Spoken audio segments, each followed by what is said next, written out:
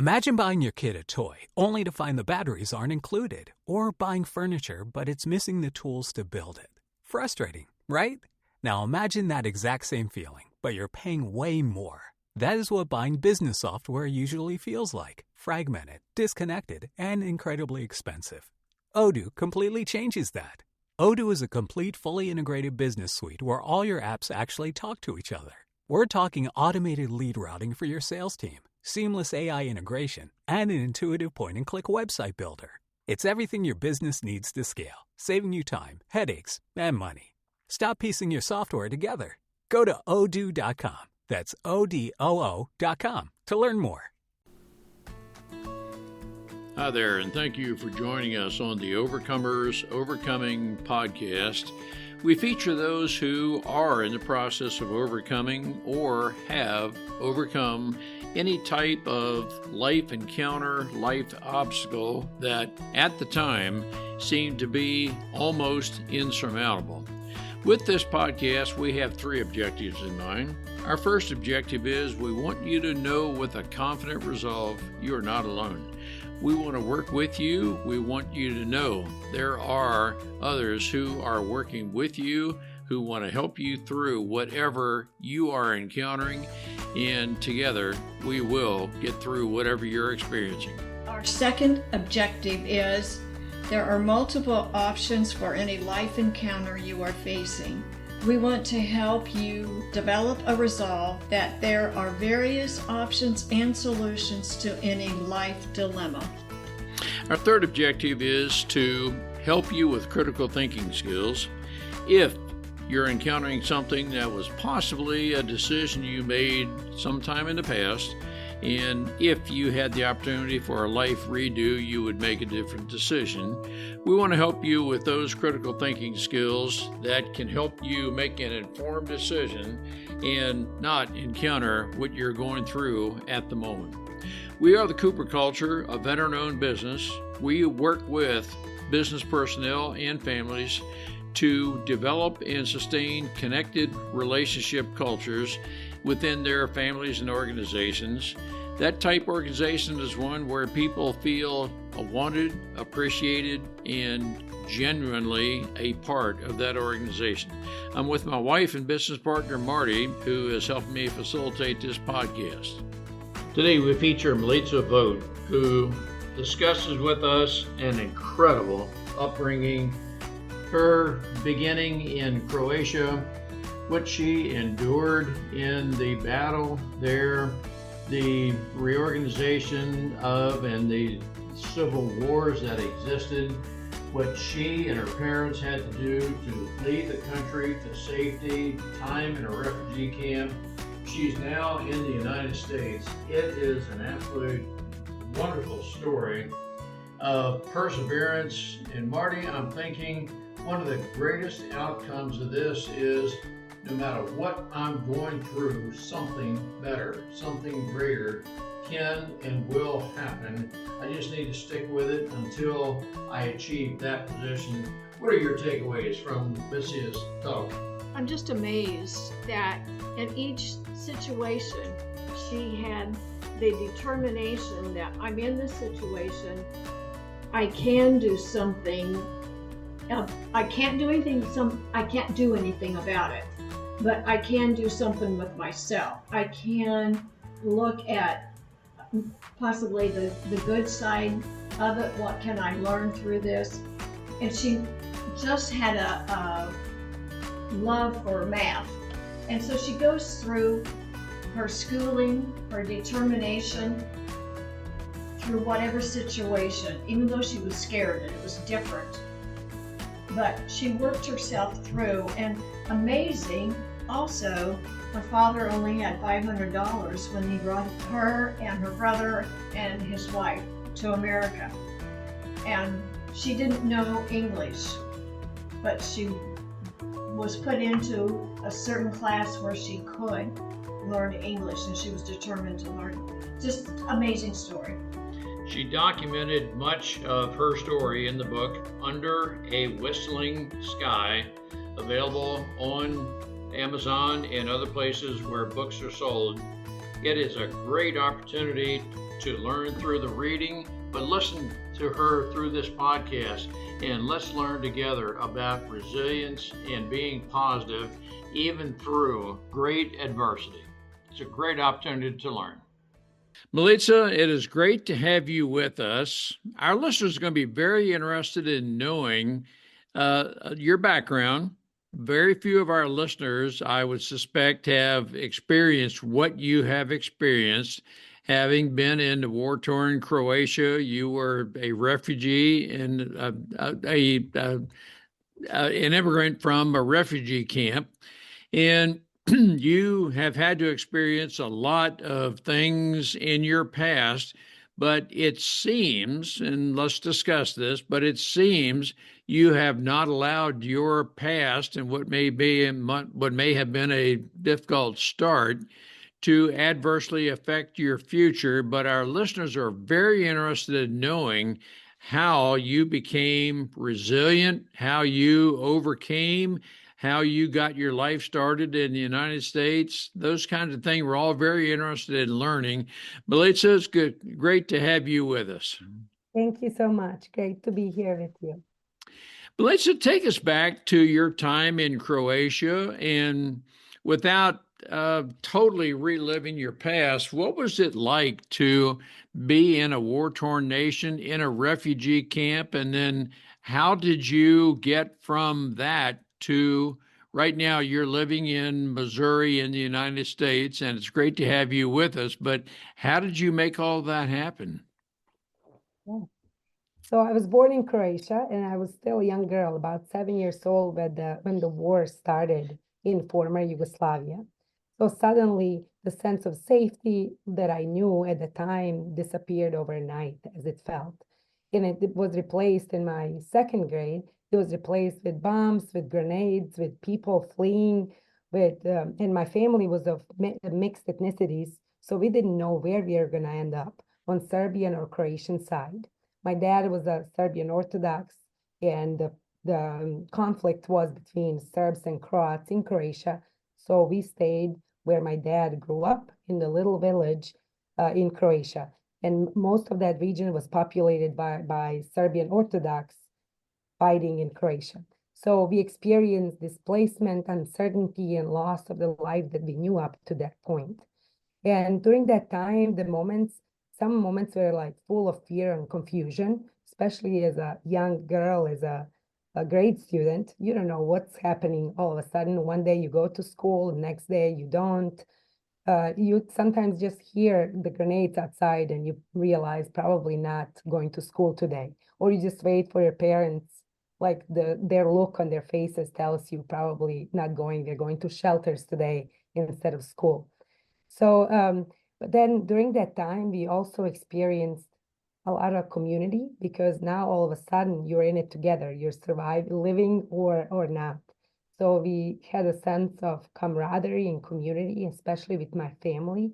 It felt that we are like very close, and we had that quiet strength that we need to endure and keep going. So the war lasted until 1995, and then suddenly again, overnight, in the morning, we woke up and it was peaceful for a few months. And then in the morning, we heard loud explosions again. And again, take shelter, we go in. At this time, I'm 12 years old. It was summer of 1995. And that evening, they tell us that we need to leave home. So pack a few belongings and just leave. So, and at that time, they were saying maybe in a few days you're going to come back. So everybody needs to go. And the fear was that if they told us we would never come back, that people wouldn't want to leave. So we packed, my mom, my brother, and I packed a few belongings, put it in a bag, and loaded a open tractor trailer with our neighbors. Because at this point, everybody was leaving. It can be tractors, it can be cars, horse carriages, anything that can maybe go faster than being on foot. So my dad stayed behind, and the idea was that a few men that are not fighting on front lines, they're going to be in the village protecting the village, our home. So if Croatian military comes in, that they're going to be still fighting and protecting our belongings in our home. So we left that night, like we traveled through the night. in the morning when we took like a break in the middle of the night, like in distracted, it's a column of people. Everybody's leaving at the same time. So they tell us just to keep moving towards Serbia, that there's no going back. And when we asked about my dad and other people asking about their loved ones, they said hopefully by this time they already escaped as well, because Serbian army surrendered and Croatians are taking over the villages and cities in this area. So we traveled for a few, 3 weeks, maybe 3, 4 weeks, and finally reached through Croatia, through Bosnia to reach Serbia. And finally, we settled in a refugee camp in Kosovo. This was 1995, August, till end of August 1995, September. And we lived there for 3 years in a refugee camp. And at the beginning, so now we are again in a community of all the refugees. And how did it feel? It felt like I mean, we were almost lost. Like you don't know like where you belong anymore. Are you welcomed here or not? Because the whole country is going under tremendous economic despair at this time after the years of fighting in a war. So there's no jobs. Like a lot of people are losing jobs or working for minimum wage, even if they have the college education. And then it was waiting in line also to get food, somebody handing you the food, like you're completely dependent for survival. So what I really wanted is just go back to school. School already started at that time, so I'm seventh grader. No, I don't know anybody. I'm like, would people be nice to me? How is this gonna go? But I just wanted to go back to school and learn, because that would take away all the feelings and all the experiences I had. In school, they're all the same. I'm learning the same thing. I'm being treated the same way that everybody else. Nobody would know at that point, I thought, I'm a refugee, that I have less than everybody else, and that I'm in this situation. And I told myself I wouldn't even talk about it. I wouldn't tell anybody about these experiences. So that's how it went. We lived there for 3 years. I made new friends. I became friends. I studied hard because that was one thing I thought I can control, that I can study and get good grades again. And I loved working on problems, especially like math or chemistry, because that gave me some sense of I can accomplish something. And this is in my control. I can do because even if everything else wasn't in my control and our living situation wasn't, this is.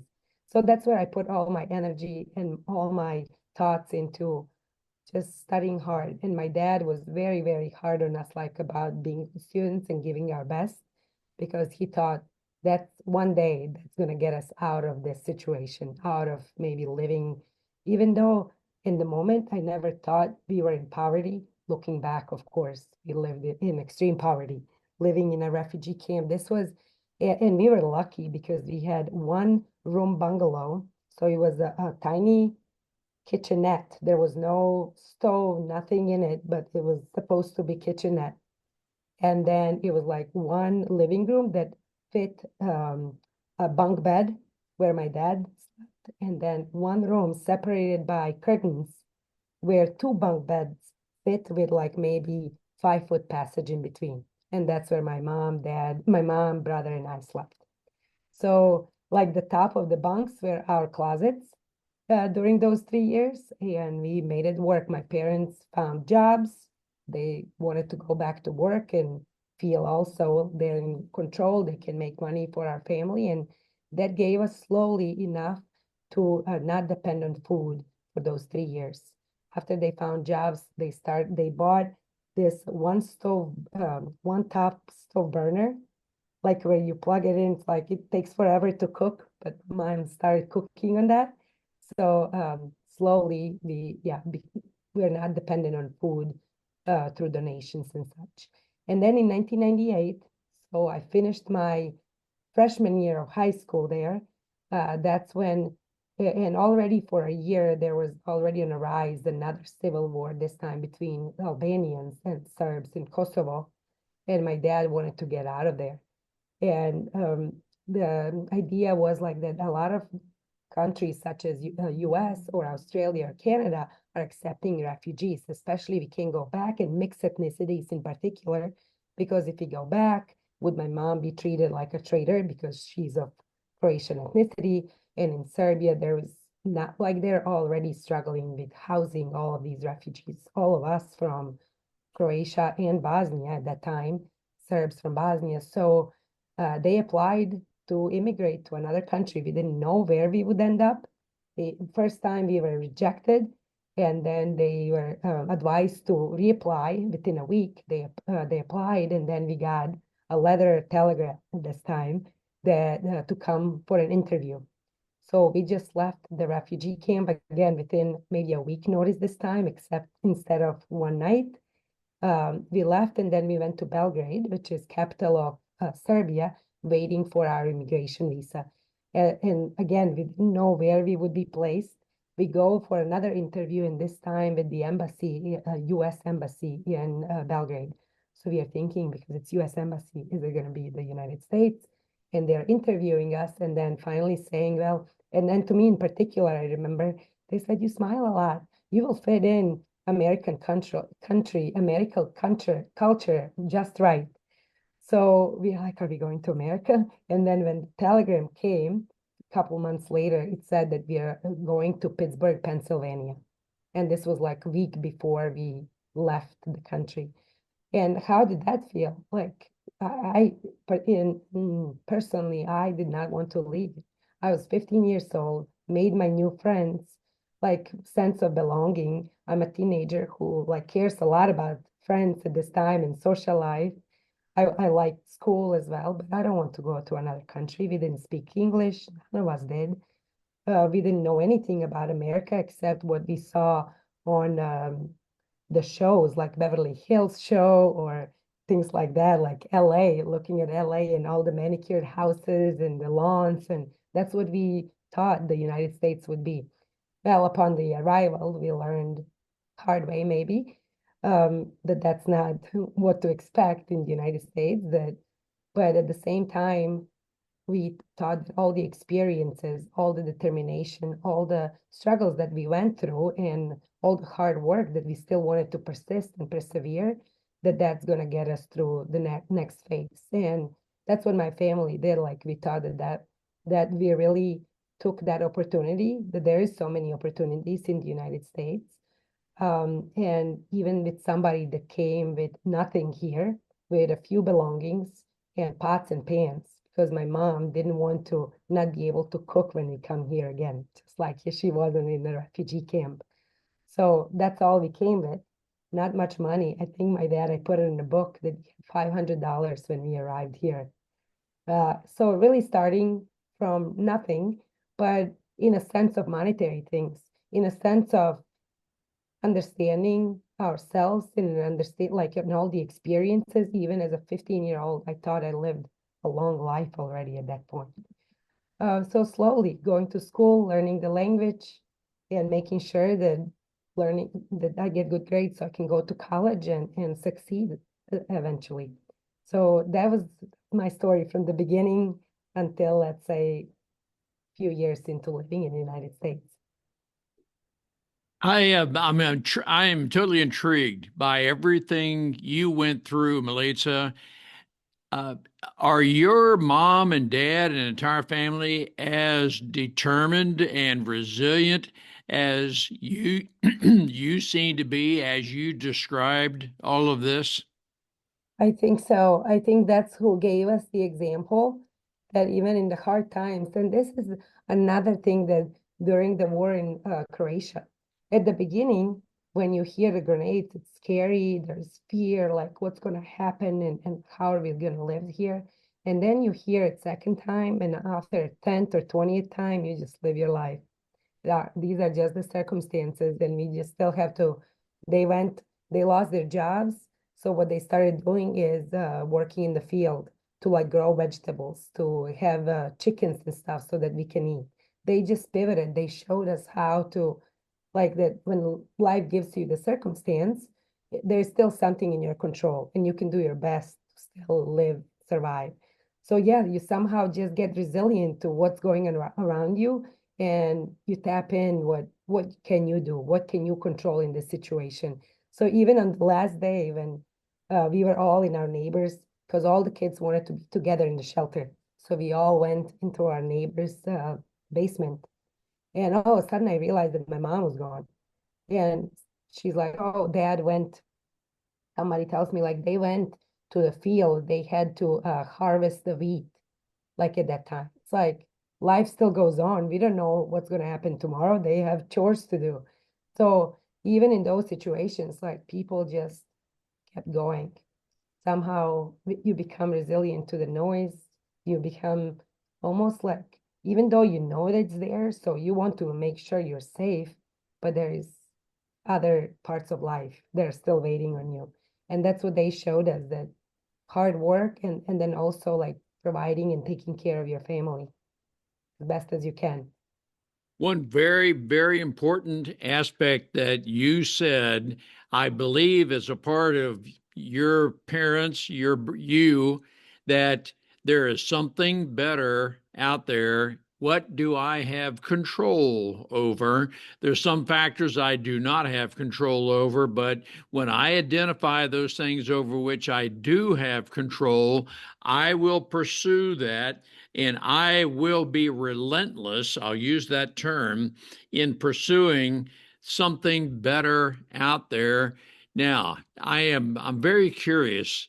Do you feel that you're very welcome here in the United States? Have the United States people made you feel very welcome, or have you had to experience how to get along with Americans? Uh, it was obviously a cultural shock. It's so different. Where I come from, what I lived, and people here, it's just I can't expect that somebody would understand that just by, like, if they don't get to know me really, I wouldn't understand life or vice versa. So at the beginning, it was very hard because obviously I didn't speak the language. You go to school and my brother and I would go on a bus and they would just make comments, and eventually we started obviously like learning the language and stuff, but they would just like throw stuff at us because we were different. We didn't speak the language, but I feel like that's era of teenagers. When they do that to anybody, it's not because I'm somebody different, anybody different, they would pick on, they would just do that too. So we didn't take it personal, but we slowly, we think that people here were nice, like they're helpful.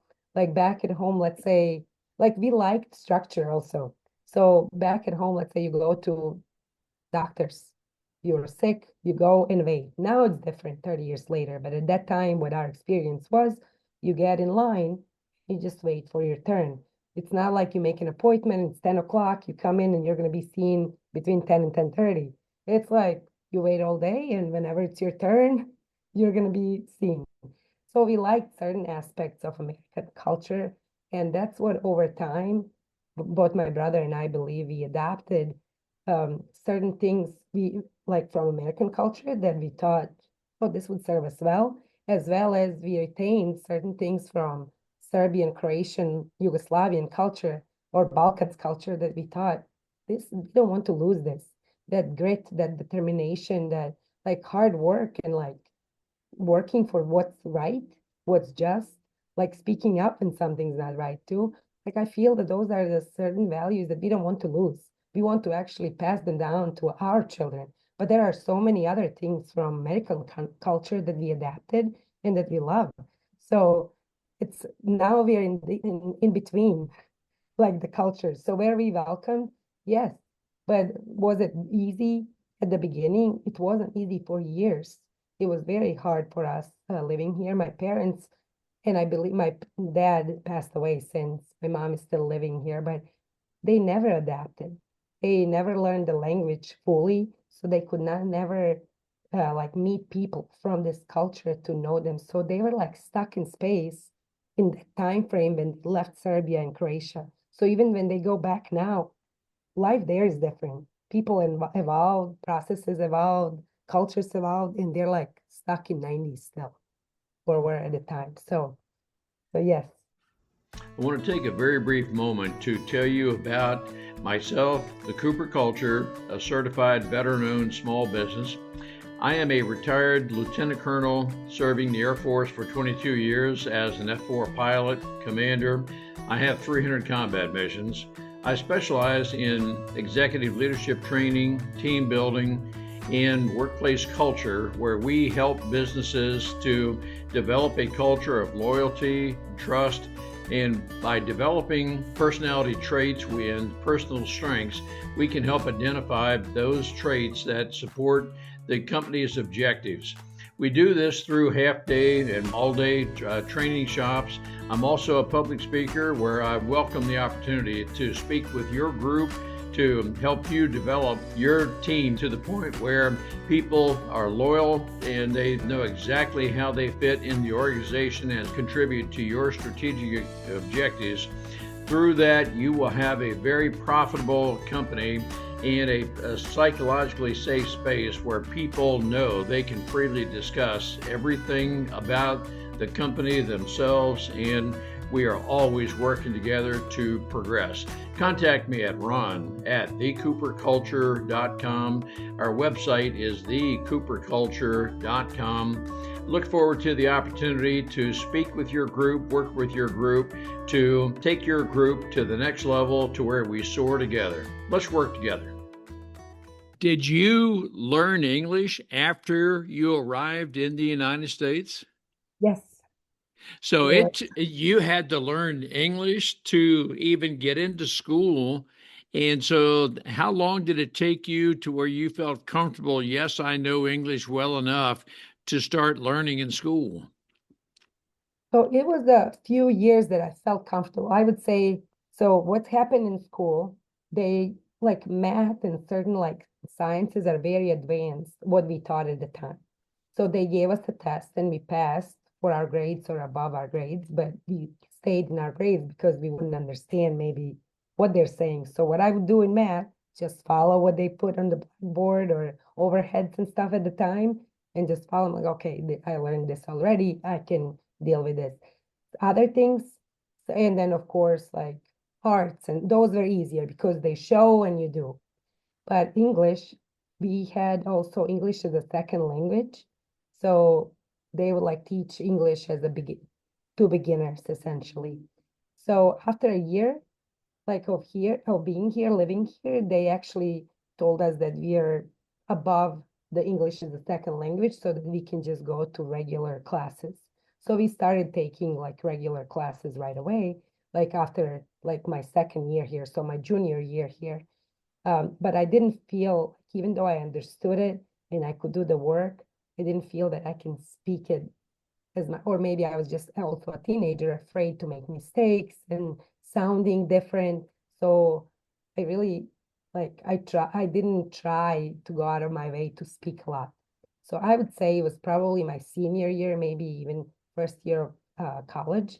So maybe two to 3 years that I felt very comfortable. And then I remember always people say, like, if you dream in a different language, that's when you're like fluent. And I feel around that time, that's when I started dreaming in English too. Maybe Now, I want to ask you a very personalized opinion, and I hope you'll be very honest with me.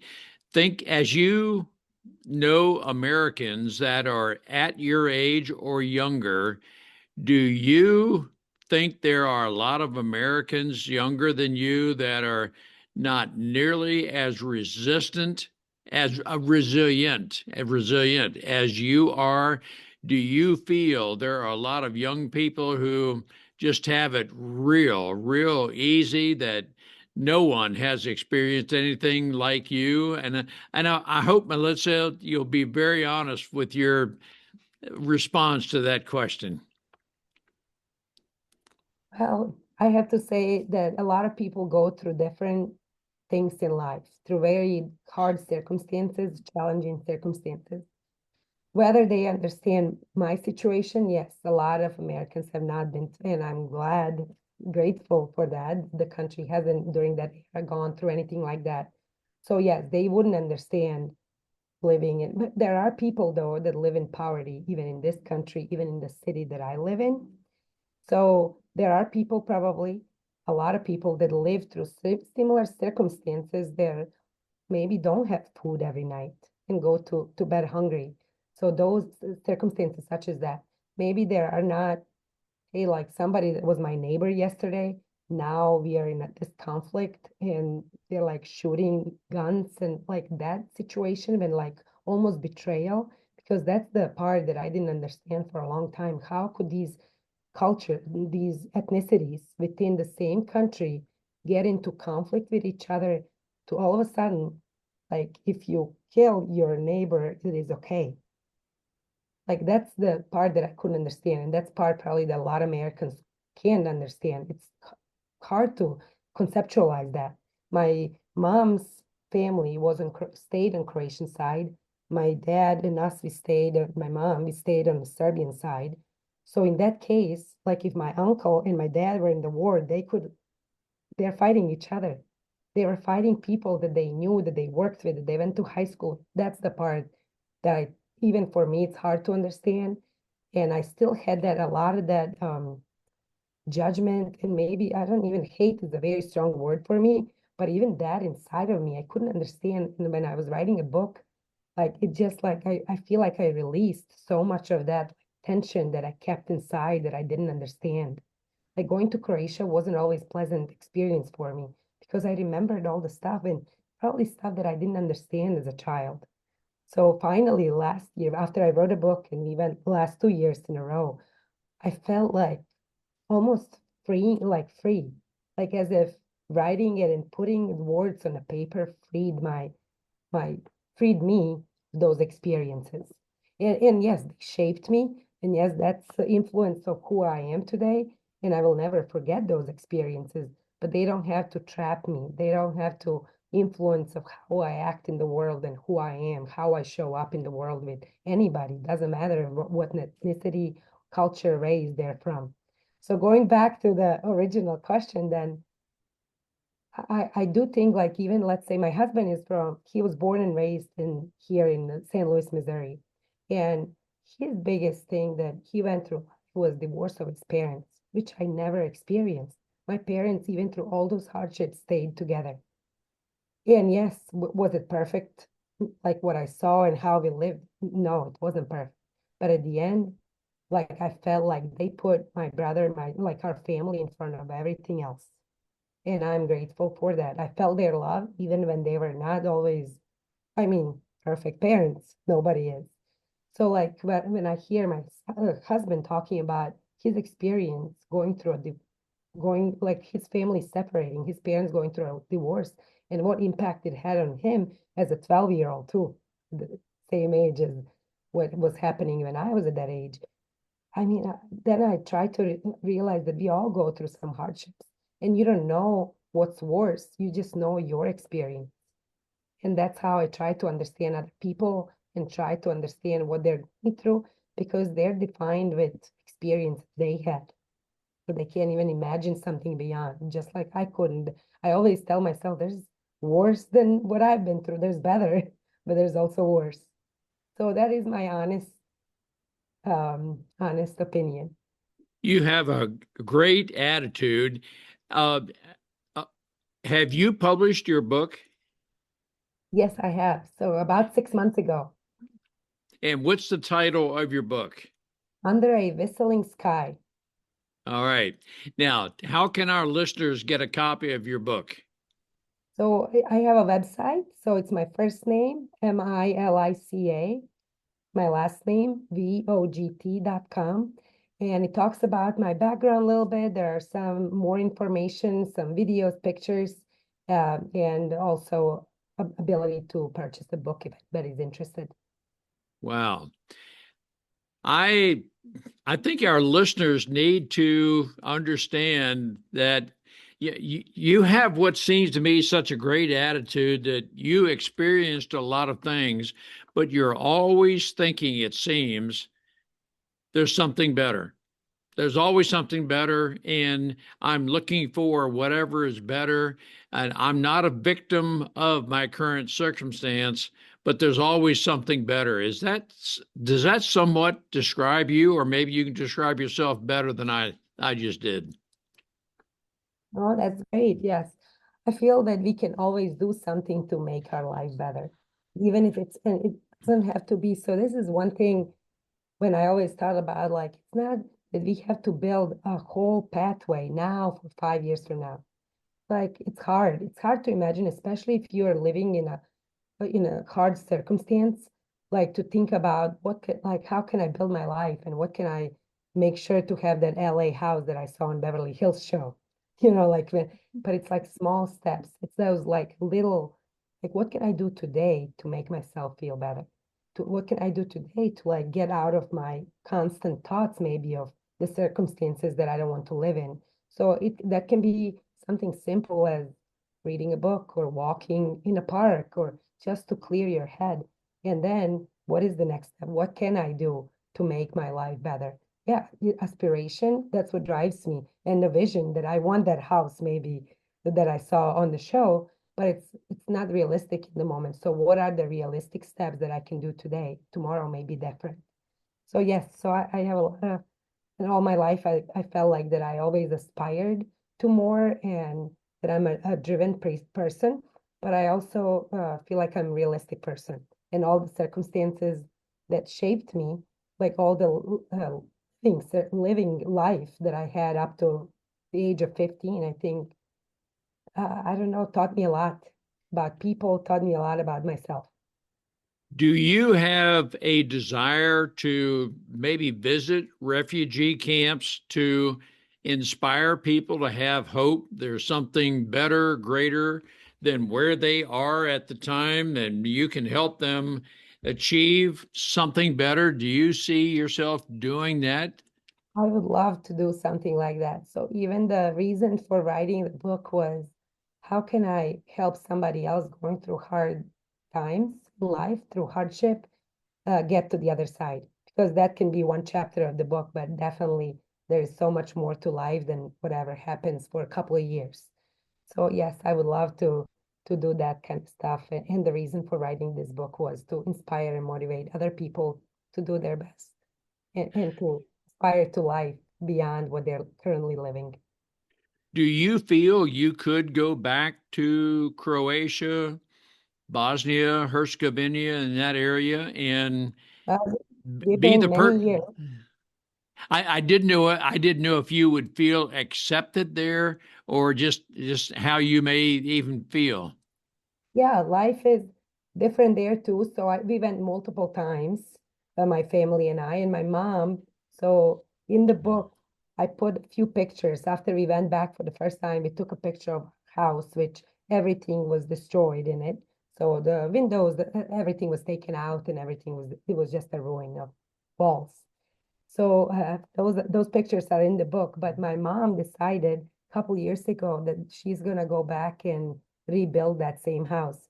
So she went a month ago. She's living in that house now that we left 31 years ago in August. And my brother and his family, my brother lives in Florida and he's a doctor the same way. He was very ambitious and very driven person.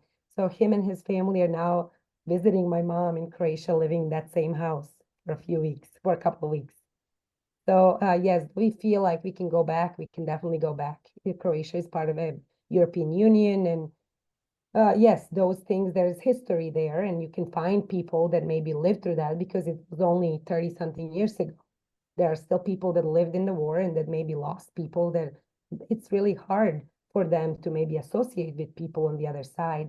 But overall, people coexist again. It will never be the same as it was before 90s, before the war erupted, but just new learned way of coexisting together.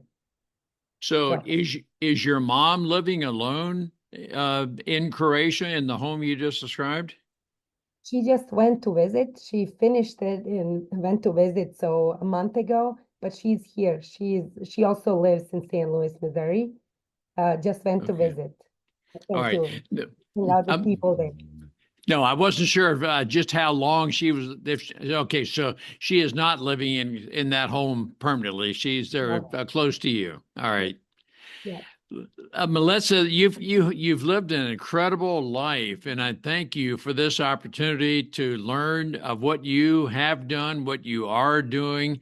You're a great inspiration to a lot of people that there's nothing too great to overcome. When you have the right attitude, you're always thinking about the future, those things over which you have control. You can make a better future for yourself. I just sense you're living a great life and you're a great inspiration to a lot of people. On behalf of our listeners, I want to thank you, Milica, for who you are, what you're doing, and continue to be an inspiration to everybody that there's nothing too difficult to overcome. Thank you so much. Thank you for your time and for having me on the show. It was a pleasure to speak with both of you. It was just great, Milica. Thank you so much. We appreciate having the opportunity to share our and our guests' life experiences with you. The Cooper Culture advances organizations to achieve and sustain high retention rates, connected communication, and trust through personality insights and principled leadership. You can contact us at our website, thecooperculture.com, and you can contact us directly at ron@thecooperculture.com or Marty, M-A-R-T-Y, at thecooperculture.com. We work with you to help assess aspects of your culture to advance the environment and people to their best performance.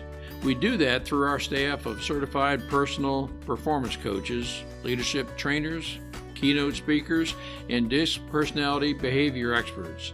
You can book a speaking engagement directly through our website by contacting us at ron@thecooperculture.com. We look forward to sharing our life experiences with you, some of which are profound, some of which are pretty funny. Some of those life experiences are ones we'll never do that again because we've been through stuff. We truly look forward to working with you, speaking with you, helping advance you in any way that we can. I think most people are looking for more simplicity these days. That's one reason I appreciate Azure Standard. At first, I thought it was just about groceries. Then, I discovered gardening supplies, pantry staples, household products, and so many of the other things we use every day. They've spent over 30 years delivering clean, organic groceries and earth-friendly products to families who care about what goes on their plates and into their lives. Everything they offer is rooted in real nutrition, transparency, and trust. What I like is that it encourages a different mindset. Instead of constantly running to the store, you begin thinking about your home differently. You stock your pantry, you plan family meals, maybe you plant a garden. You become a little more intentional about what you bring into your home. That's what abundance means to me. Experience new products and stock up on your favorites during this month's Waves of Abundance sales. Discover a simpler, healthier way to shop for the things that matter most at azurestandard.com. That's AZURE standard.com.